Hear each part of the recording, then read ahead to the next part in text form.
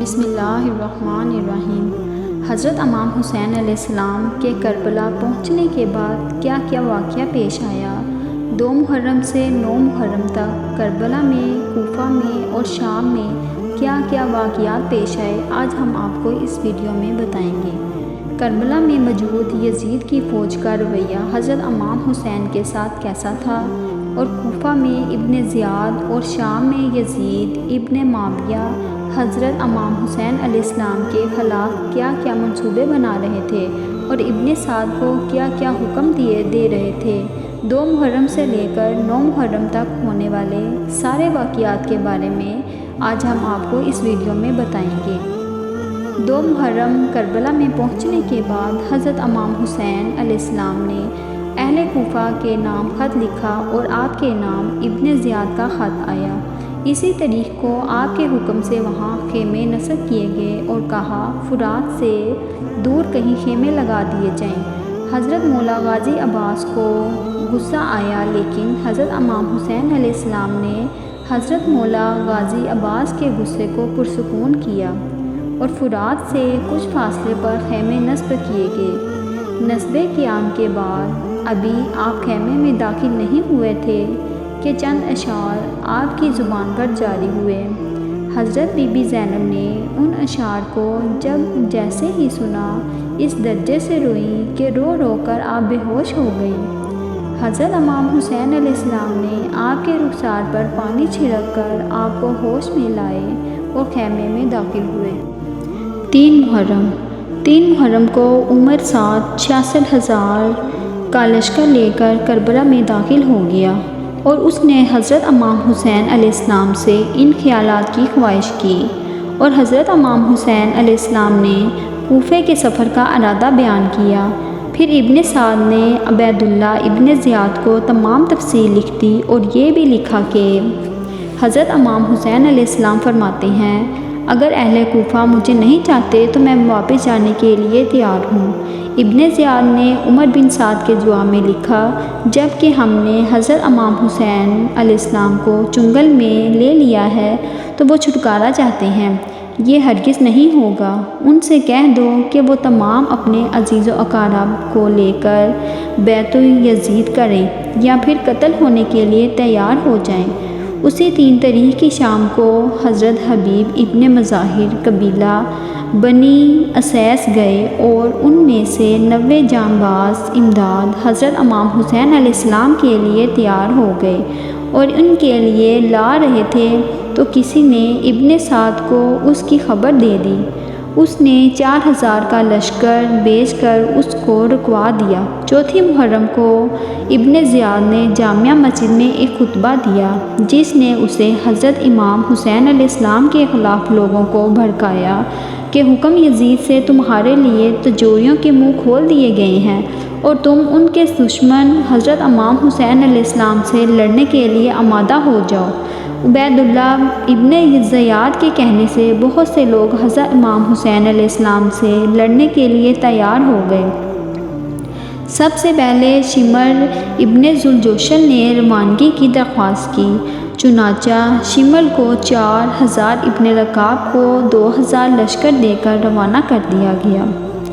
5 محرم کو عبید اللہ ابن حسین کو 1,000، شبس ابن ربی کو 4,000، سنان ابن انس لکھی کو 10,000، محمد ابن انس کو 1,000 لشکر دے کر روانہ کر دیا گیا۔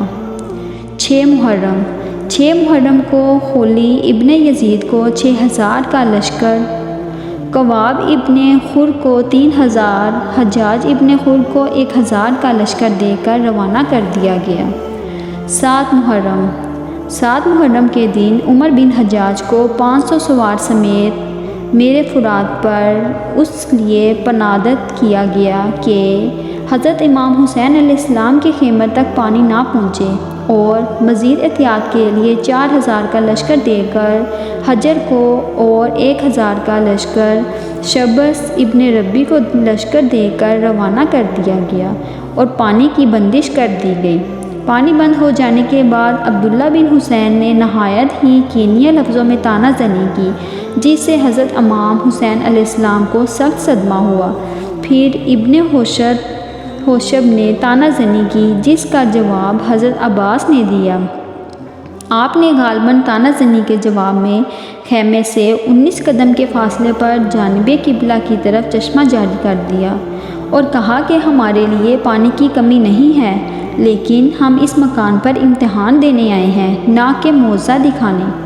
8 محرم کی شب کو خیمہ آل محمد سے پانی بالکل ختم ہو گیا۔ اس پیاس کی شدت سے بچے بے چین ہو گئے اور حضرت امام حسین علیہ السلام نے حالات کو دیکھتے ہوئے حضرت غازی عباس کو پانی لانے کا حکم دے دیا۔ حضرت غازی عباس چند سواروں کو لے کر فرات روانہ ہو گئے اور بڑی مشکل سے پانی لائے۔ حضرت غازی عباس کو سقائے کہا جاتا ہے۔ رات گزرنے کے بعد جب صبح ہوئی تو یزید ابن حسین صحرائی نے حضرت امام حسین علیہ السلام کے لیے ابن سعد کو فرمائش کی، لیکن کوئی نتیجہ برآمد نہ ہوا۔ اس نے کہا کہ یہ کیسے ہو سکتا ہے؟ حضرت امام حسین علیہ السلام کو پانی دے کر حکومت رے چھوڑ دوں۔ امام شبلی لکھتے ہیں، ابن سعد کی اس گفتگو کے بعد حضرت امام حسین علیہ السلام نے خیموں کے ارد گرد خندق کھودنے کا حکم دیا اور اس کے بعد حضرت عباس کو حکم دیا کہ خندق کھود کر پانی برآمد کیا جائے۔ حضرت غازی عباس نے کنواں تو کھود لیا لیکن پانی نہ نکلا۔ 9 محرم کی شب کو حضرت امام حسین علیہ السلام اور عمر ابن سعد میں آخری گفتگو ہوئی۔ آپ کے ہمراہ حضرت غازی عباس اور حضرت علی اکبر بھی تھے۔ آپ نے گفتگو میں ہر قسم کی حجت تمام کر لی۔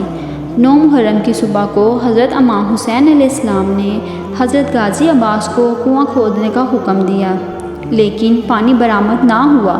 تھوڑی دیر بعد حضرت امام حسین علیہ السلام نے بچوں کی حالت دیکھ کر پھر کنواں کھودنے کی فرمائش کی۔ جب بچوں نے کنواں کھودتے ہوئے دیکھا تو سب اپنے برتن لے کر آ پہنچے۔ ابھی پانی نکلنے نہ پایا تھا کہ دشمنوں نے آ کر اسے بند کر دیا۔ دشمنوں کو دیکھ کر بچے خیموں میں جا چھپے۔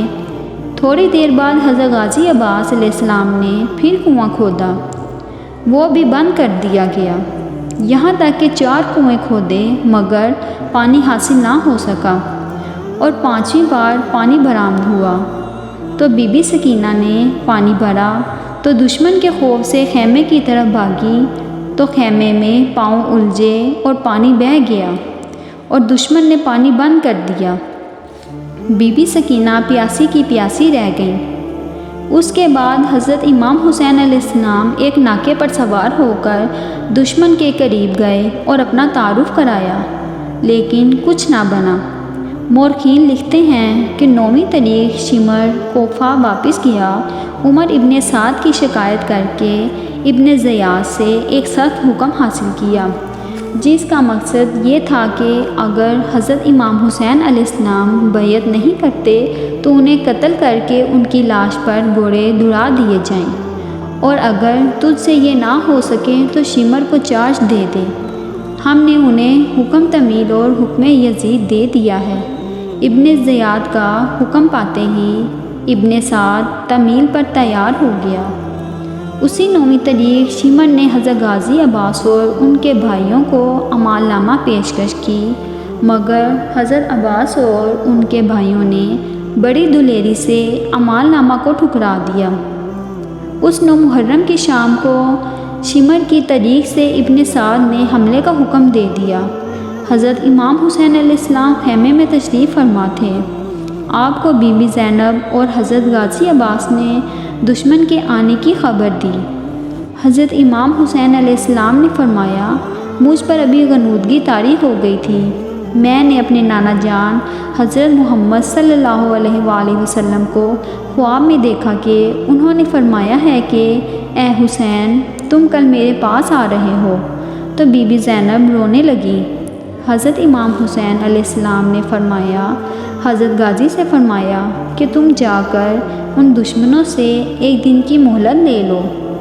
حضرت غازی عباس تشریف لے گئے اور جنگ ایک شب کے لیے ملتوی ہو گئی، اور 10 محرم کو حضرت امام حسین علیہ السلام کو شہید کر دیا۔